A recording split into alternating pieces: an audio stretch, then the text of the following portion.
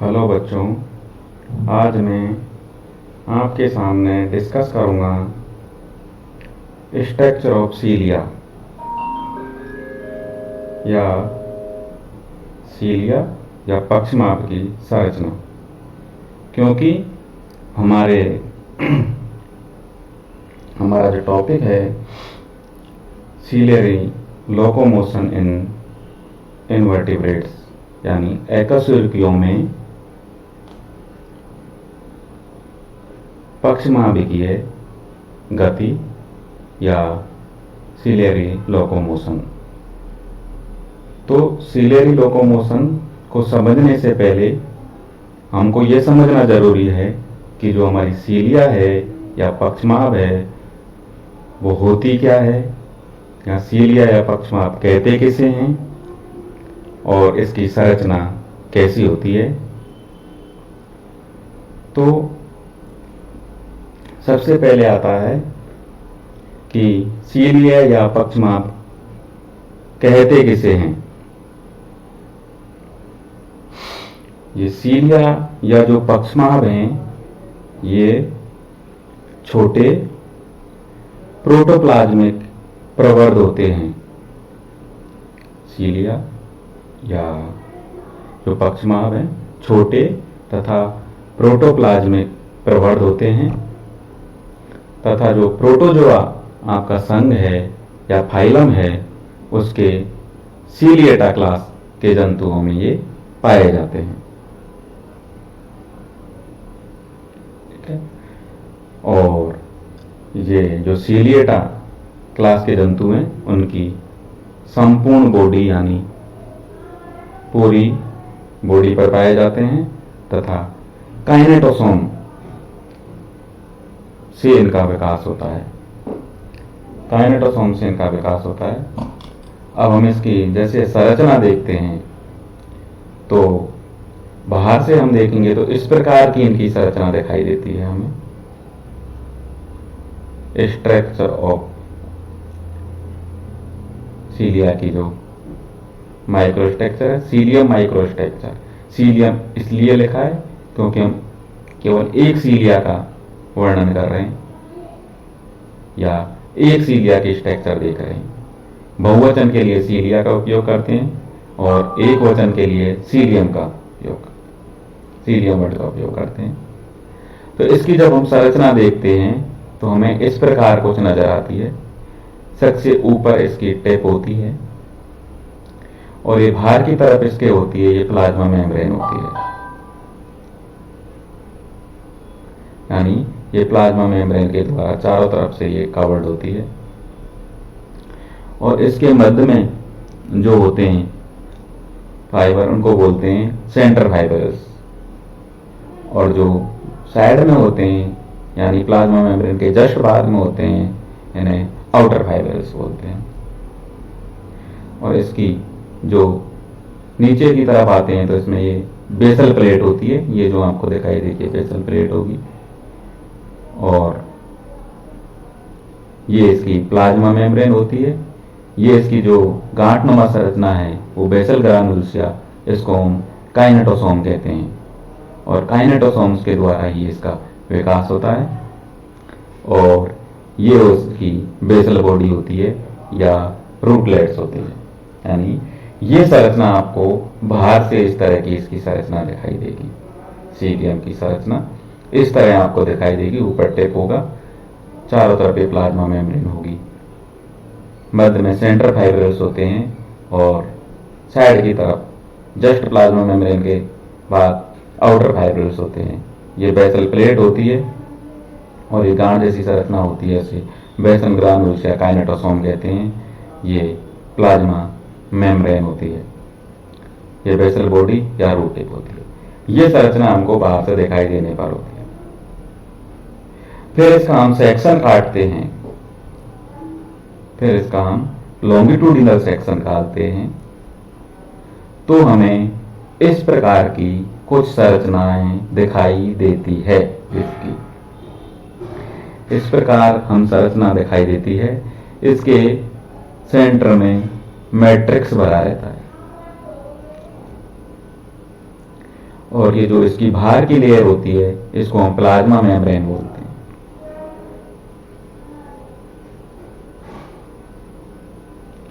और जो इसके मध्य में होती है इसको हम इनर सेंट्रल शीथ, ये जो बाहर की तरफ लेयर है इनर सेंट्रल शीथ बोलते हैं। और इसके जो बीच में ये जो होते हैं इनको हम सेंटर फाइब्रिल्स बोलते हैं। यहां भी आपने सेंटर फाइब्रिल्स बोला है। और जो ये वाले होते हैं दो, इनको आप आउटर या पेरिफेरल फाइब्रिल बोलते हैं। और ये आपकी बेसल बॉडी हो गई, यानी ये वाली जो संरचना है इस प्रकार की बेसल बॉडी।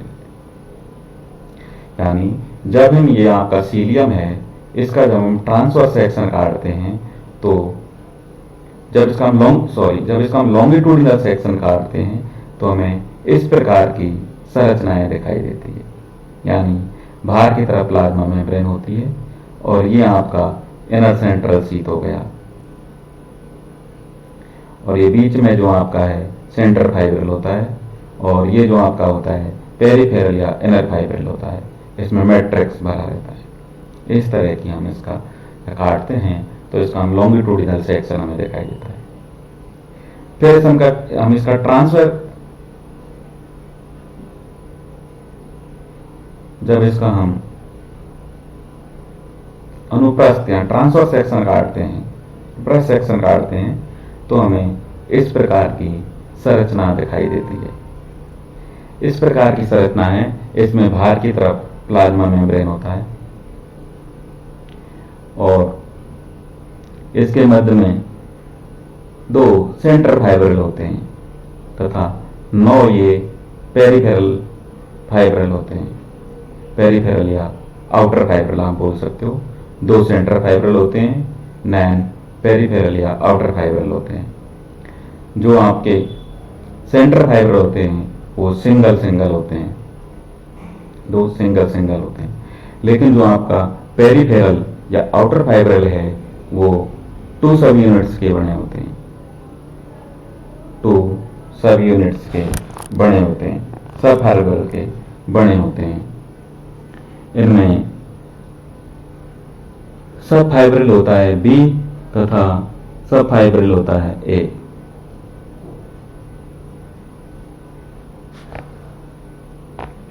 सब फाइब्रिल ए एंड सब फाइब्रिल बी 2 होते हैं इसमें।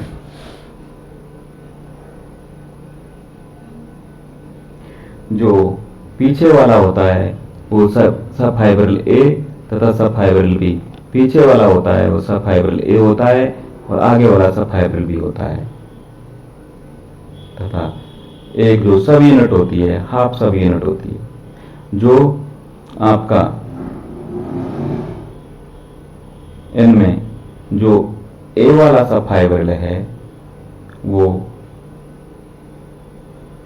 ए सब फाइब्रिल आगे होता है, बी सब फाइब्रिल है पीछे होता है और एक हाफ यूनिट होती है। यानी ये सब मिलकर के एक सब फाइब्रिल का निर्माण करते हैं सेंटर। इस तरह के इसमें 9 सब फाइब्रिल होते हैं।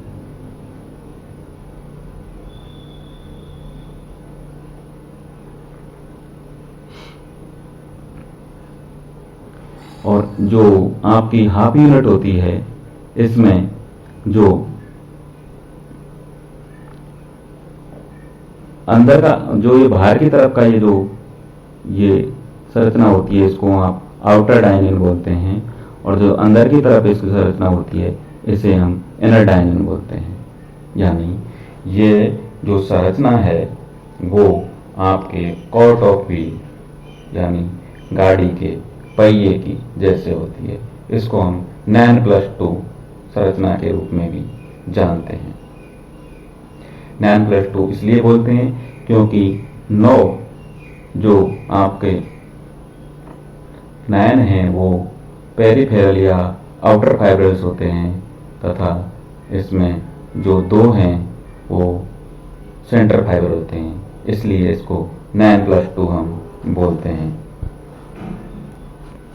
और जो सेंटर फाइबर्स हैं, इनसे जो पेरीफेरल फाइबर्स हैं जुड़े जुड़े होते हैं, उन्हें रेडियल स्पॉक्स आप बोलते हैं। जो ये संरचनाएं होती हैं इनको आप रेडियल स्पॉक्स बोलते हैं। इस तरह से जब हम ये आपका संरचना है, इसको अगर हम इसका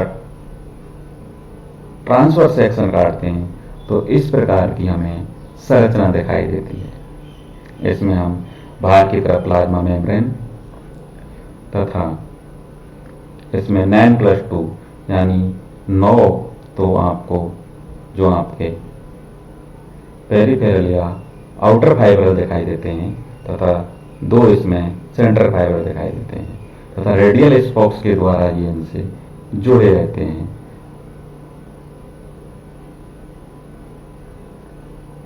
और ये जो आपका आउटर या जो पेरीफेरल सब फाइब्रल है वो 2 यूनिट्स के बना होता है, सब यूनिट्स ए तथा सब यूनिट्स बी। ए आगे होती है, बी पीछे होती है, 1/2 यूनिट्स होती है। इनके जो बाहर वाला हिस्सा होता है इसका, उसको हम आउटर डायनल बोलते हैं, अंदर वाले को एंडाइनल बोलते हैं। यानी इसका ट्रांसफर सेक्शन काटेंगे तो हमें इस प्रकार का दिखाई देता है। और जब हम इसका जो बेसल बॉडी है इसका ट्रांसफर सेक्शन काटते हैं तो हमें कुछ इस तरह का दिखाई देता है। यानी ये आपकी सीलियम की संरचना हो गई। इसका हमने लॉन्गिट्यूडनल सेक्शन काटा तो हमें इस तरह की संरचना दिखाई देती है। फिर इसका हम ट्रांसफर सेक्शन काटते हैं तो हमें इस तरह की संरचना दिखती है। और जब इसका हम बेसल बॉडी का ट्रांसफर सेक्शन काटते हैं तो इस प्रकार की संरचना दिखाई देती है।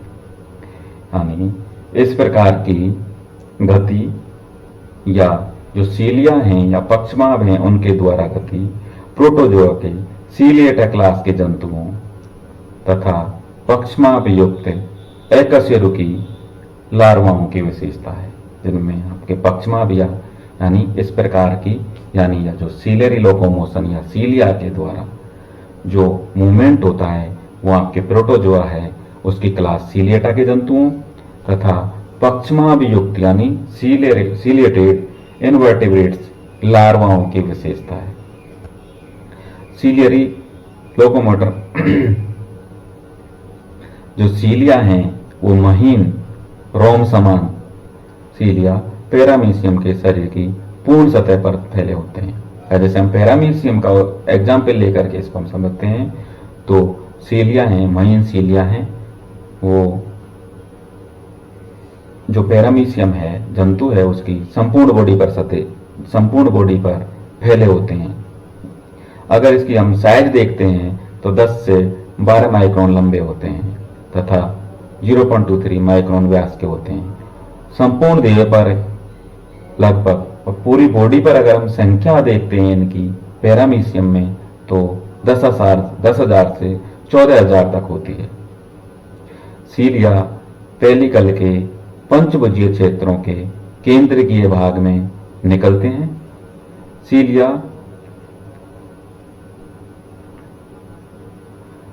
हैं वो पैरामीशियम की देह सतह पर अनेक अनुदैर्घ्य पंक्तियों में व्यवस्थित रहते हैं।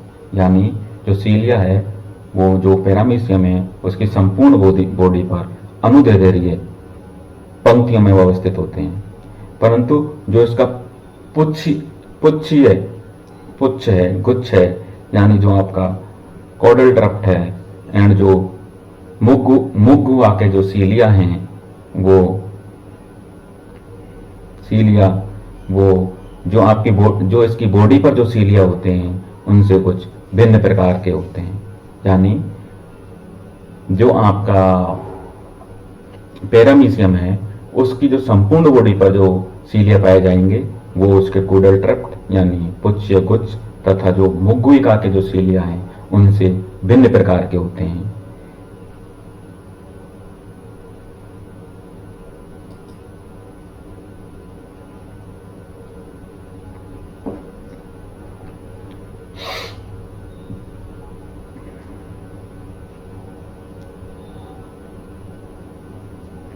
मैंने आपको बताया था कि उसके बीच में है जो यहाँ ये मैट्रिक्स पाया जाता है। जो मैट्रिक्स पाया जाएगा इसमें 11 लॉन्गिट्यूडिनल फाइबल्स होंगे या लॉन्गिट्यूडिनल फाइबल्स या माइक्रोट्यूब्यूल्स पाए जाते हैं। इन 11 में से 2 आपके सेंटर में होते हैं, ये और 9 आपके पेरिफेरल होते हैं, ये यहाँ लिखा हुआ है।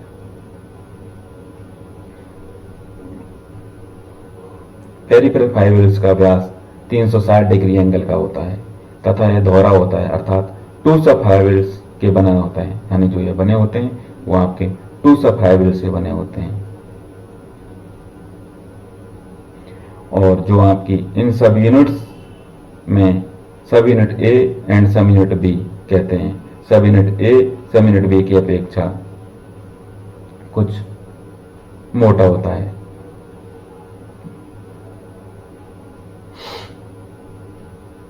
इसके पार्श्व में 2 प्रवर्ध भुजाएं निकली रहती हैं। सभी पेरिफेरल फाइब्रिल्स की बाहरी या आउटर आर्म्स क्लॉकवाइज दक्षिणावर्त दिशा की होती है। बहुत सब फाइब्रिल्स के ऊपर 50 अंगस्ट्रॉम मोटी भित्ति होती है। सेंटर फाइब्रिल्स सिंगल्स होते हैं, पेरिफेरल्स के समान पेयर नहीं होते हैं। ये 150 अंगस्ट्रॉम व्यास के होते हैं। बहुत आउटर फाइब्रिल्स के मध्य में अंगस्ट्रॉम की दूरी पाई जाती है। जिन बहुत फाइब्रिल्स एक ही आवरण या शीत द्वारा कवर्ड रहते हैं, किंतु सभी जो दोनों फाइब्रिल हैं वो एक ही शीत द्वारा कवर्ड रहते हैं। इस आवरण से रेडियल डायरेक्शन में 9 संयोजन कड़ियां निकलती रहती हैं जो प्रत्येक सफर ए के द्वारा कनेक्ट रहती हैं। सेंट्रल या पेरिफेरल 10 से 12 फाइब्रिल्स का बना होता है। प्रत्येक सेलियम एक बेसन ग्रानुल्स या काइनेटोसोम से निकलता है तथा सभी 9 पेरिफेरल फाइब्रिल्स मिलकर के काइनेटोसोम्स की वाल बनाते हैं। पैरामेसियम के देहक सीलिया समान लंबाई के होते हैं, अर्थात हेलो ट्राइकस टाइप के होते हैं। यानी इस तरह से जो मैंने आपको बताया है कि आपकी जो सीलिया है उसकी स्ट्रक्चर होती है। ये सीलियम हो गया, इसका हम ट्रांसफर लॉन्गिट्यूडिनल सेक्शन काटा था आपको इस तरह का दिखाई देता है, और इसका जो ट्रांसफर सेक्शन काटते हैं तो हमें इस तरह का दिखाई देता है। तो इसका ट्रांसफर सेक्शन का ये सब कुछ इसमें आगे इनका वर्णन है। धन्यवाद।